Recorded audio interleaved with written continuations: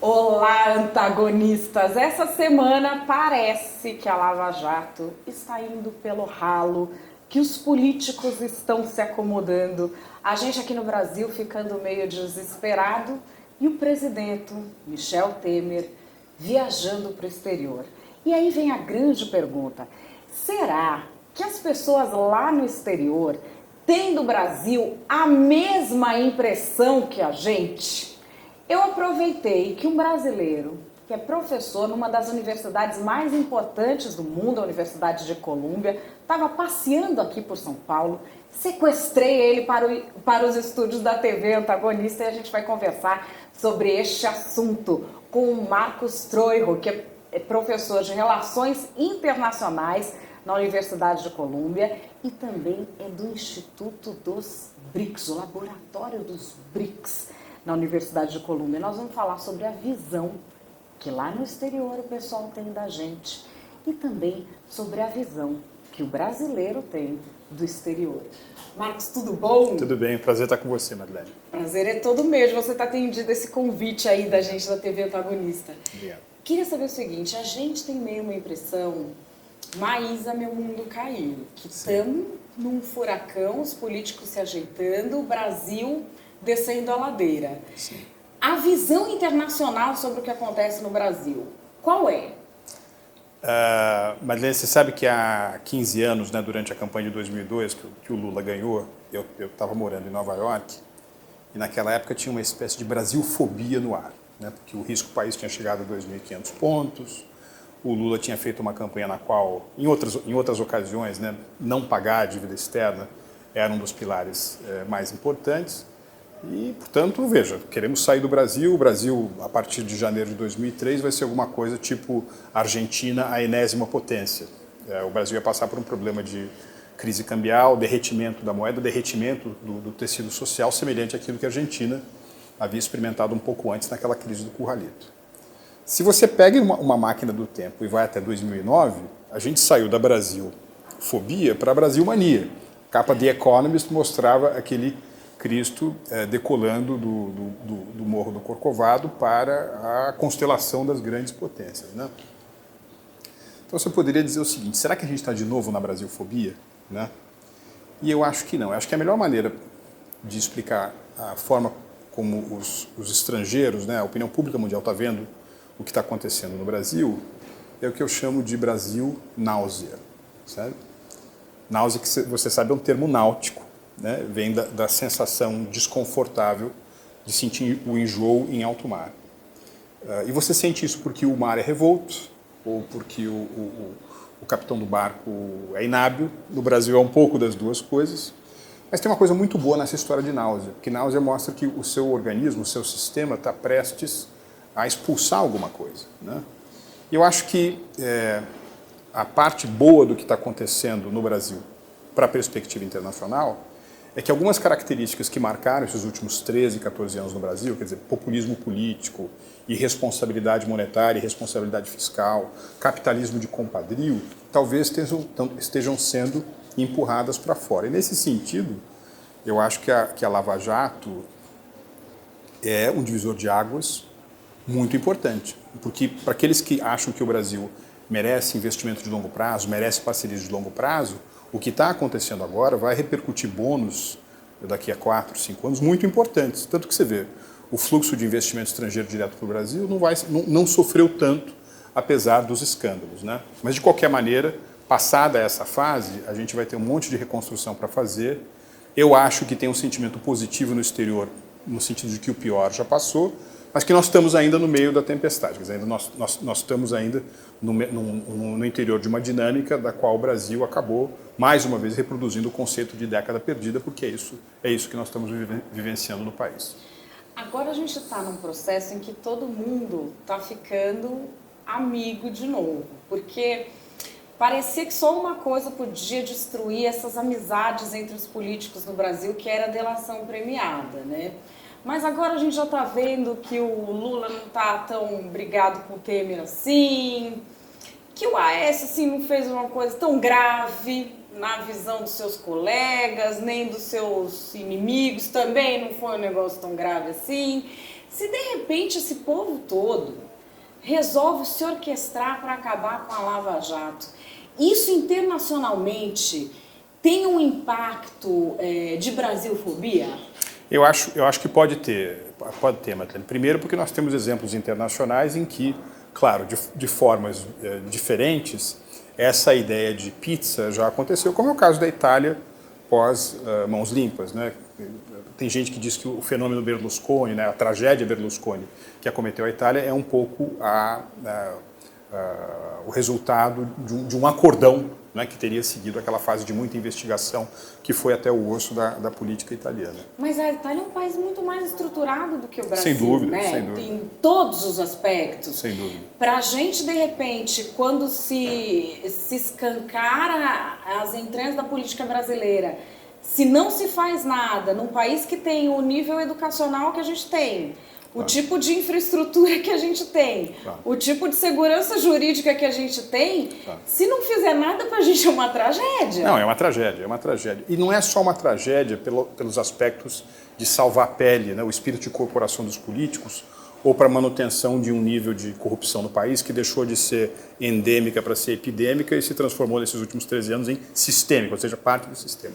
Mas, sobretudo, Madeleine, porque ele acaba convidando a um tipo de capitalismo, um tipo de modelo econômico em que, para eu fazer um negócio, eu preciso que um apadrinhado meu seja diretor de uma empresa estatal. Isso gera, para além da corrupção, isso gera um nível de ineficiência, de perda de energia, de tempo, que custa demais para um país que está envelhecendo também, já não está com essa bola toda do ponto de vista demográfico, né?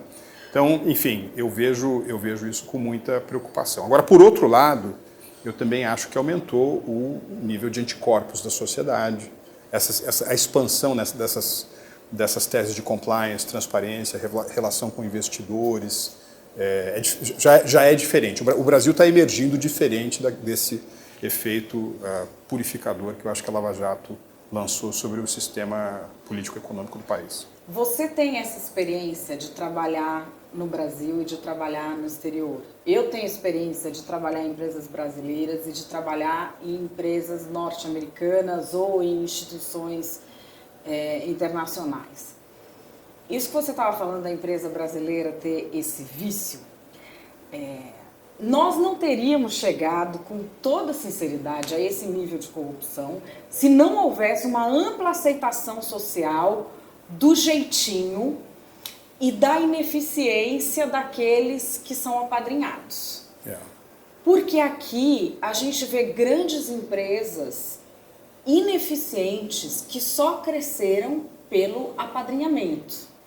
E a gente vê muita gente ineficiente que cresce pelo apadrinhamento. Sim.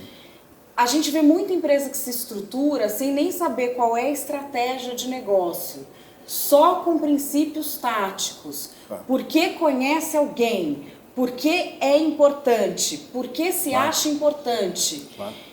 E o Brasil perde competitividade internacional, não porque existe preconceito, porque é ruim mesmo, porque não tem como competir com alguém que faz coisa. Madeleine, não vamos muito longe. Há 4, 5 anos, o tema da criação de uma nova empresa estatal para explorar o petróleo em águas profundas, né, o pré-sal, eu já estava discutindo quem é que vai ser o presidente dessa nova estatal, como é que nós vamos distribuir os royalties, quer dizer, não nasceu, o ovo nem nasceu, você já está discutindo como é que você vai fazer o omelete.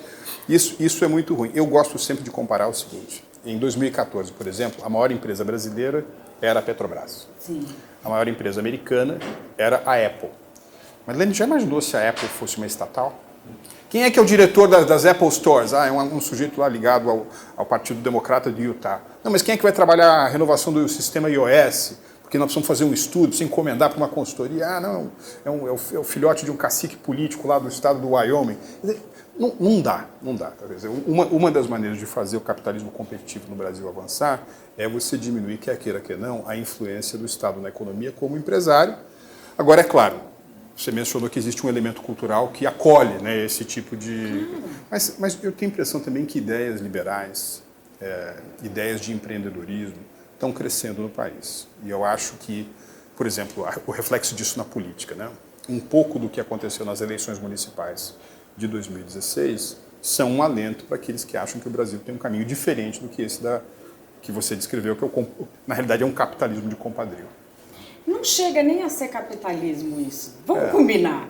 Isso é muito mais próximo, sei lá, daquele socialismo que você tem uma cara. É muito mais próximo do socialismo que a gente vê sendo realizado em Cuba, sendo realizado em Angola. É um casanostrismo, né? Do que do capitalismo que a gente tem no Brasil. Você tem uma casta dominante que só ela vai ter tudo, dando qualquer desculpa com um discursinho, sendo altamente ineficiente, se escorando em burocracias malucas. E só que aqui eles chamam de capitalismo, é só essa a diferença. Você sabe que na China, né, nominalmente um país comunista, a carga tributária, a carga dos impostos como percentual do PIB é 18%.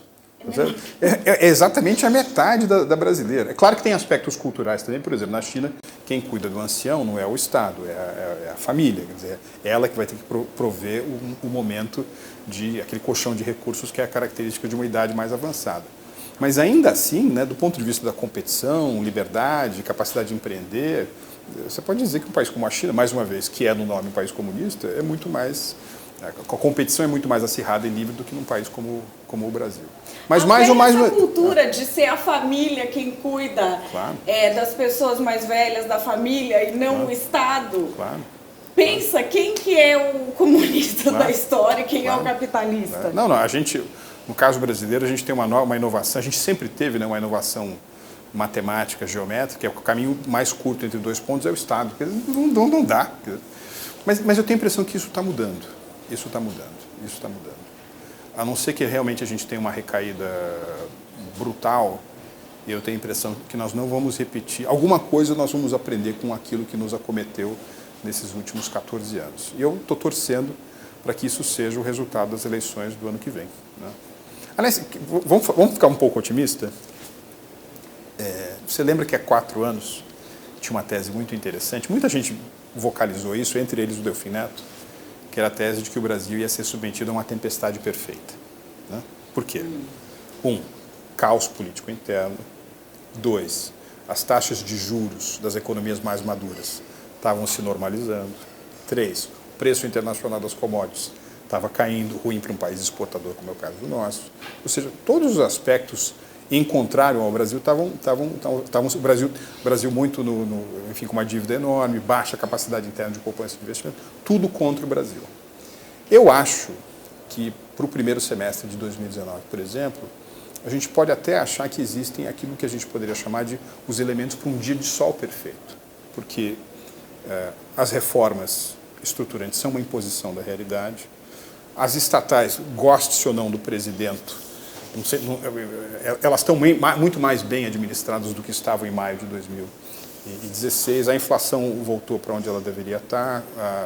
Há alguma retomada da atividade industrial. E se isso é, digamos assim, consolidado por uma força política que assume o Brasil pró-mercado, eu acho que nós temos uma chance muito boa aí no começo de 2019. O problema é que, ao contrário do que dizia o Keynes, né, a gente, em economia, fala que no longo prazo estaremos todos. O nosso problema é o curto prazo.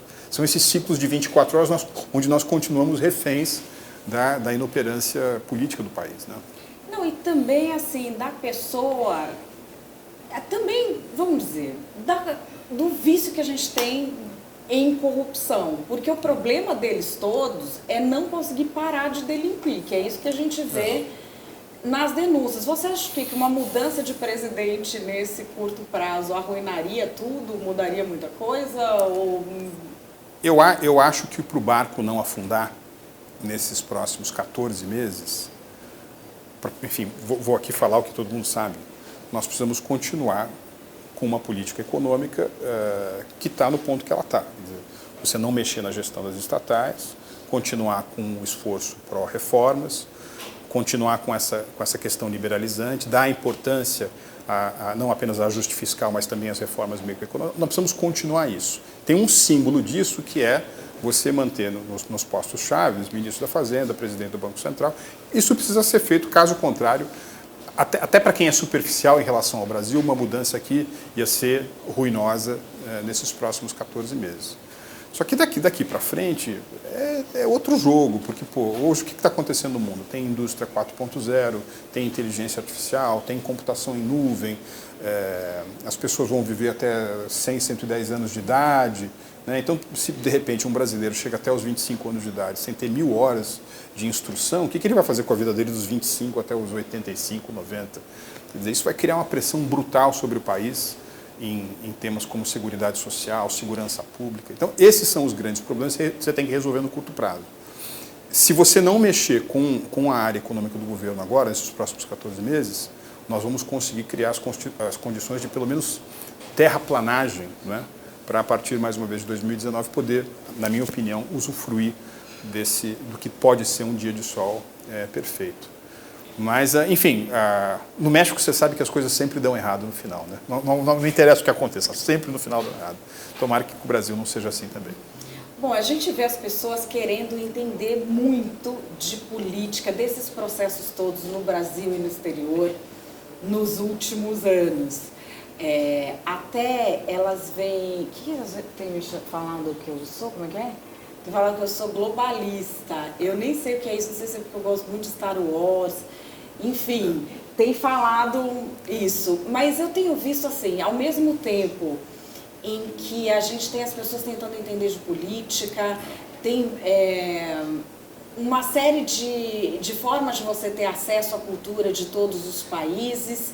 Você vê as pessoas rotulando as outras, sem às vezes saber muito o que é esse rótulo, e buscando cada vez mais a sua aldeia local.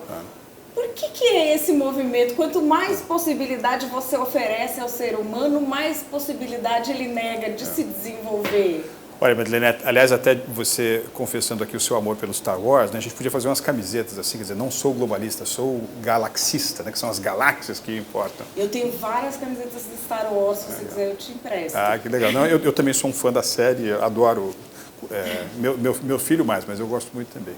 O que Olha eu acho... que mentira, né? A pessoa vem aqui para mentir, mas tudo bem, pode prosseguir. Você sabe que bom, a força está conosco, mas eu gosto muito desse paradoxo.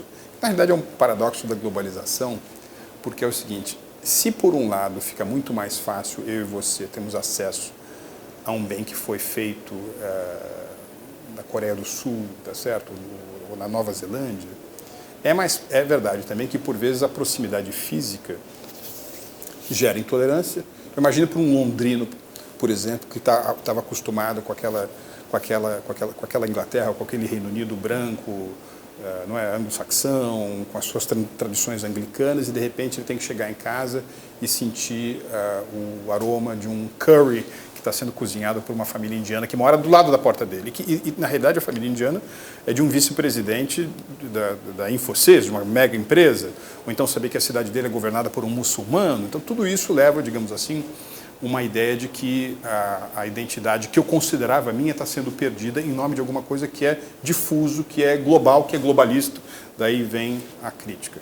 Isso também diz respeito à política econômica, né? Por exemplo, eu trabalho na IBM, na sucursal que ela tem em Madrid, estou acostumado a ganhar $50 por hora, e de repente eu fico desempregado, a minha unidade foi desfeita porque a mesma atividade vai ser realizada na IBM de Bangladesh por alguém que está disposto a receber $3 por hora e não em 50. Então tudo isso leva a fenômenos de repúdio, não é?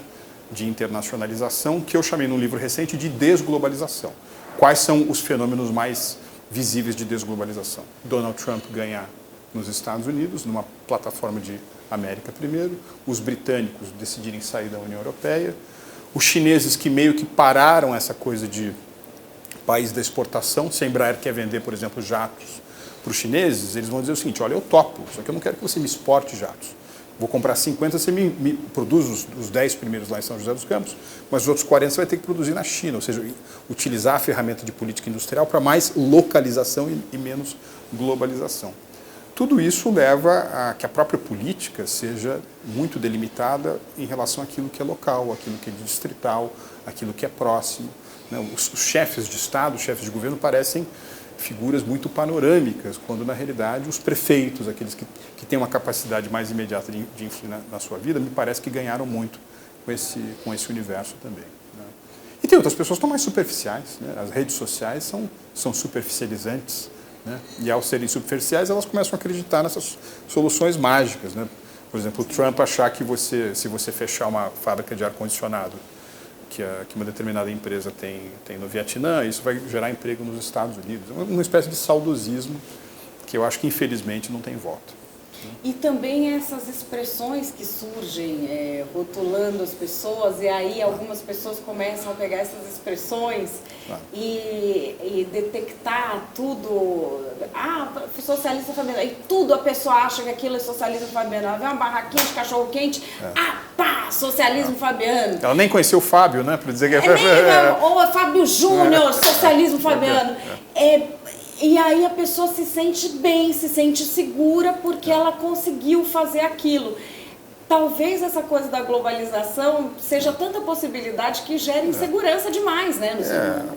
Talvez essa multiplicidade de fontes de informação acabou gerando uma busca por notícias, por análise de opiniões, que você não está buscando a informação, você está buscando a confirmação. Quer dizer, eu só quero ter mais elementos para confirmar a minha tese, a minha ideologia, a minha religião, a minha visão de mundo. É uma pena isso, né?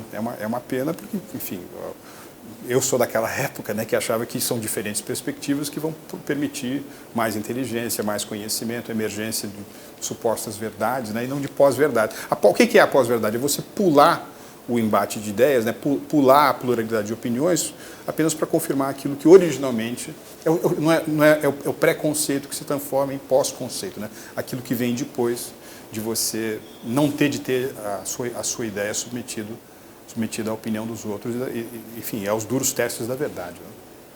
Bom, a gente conversou aqui na TV Antagonista com Marcos Troiro, que é professor da Universidade de Colômbia, nos Estados Unidos, professor de Relações Internacionais. A gente trouxe ele aqui numa rápida passagem dele aqui pelo Brasil e ele é do laboratório dos BRICS. Os BRICS ainda existem? Olha, eu estou torcendo para que eles não acabem, mas infelizmente... Para não fechar o seu laboratório, né? Porque... Na realidade, veja, os BRICS hoje são, do ponto de vista econômico, China e Índia, que performam economicamente melhor, e Rússia, que infelizmente estão presos a diferentes razões. Os russos não estão crescendo por razões diferentes da nossa. Nós, no Brasil, infelizmente, somos os principais sabotadores da nossa possibilidade de fazer parte de um grupo de elite mundial. Tá bom, a explicação aí da Universidade de Colômbia. Eu te agradeço muitíssimo ter vindo aqui conversar com a gente na TV Antagonista. Valeu! Obrigado.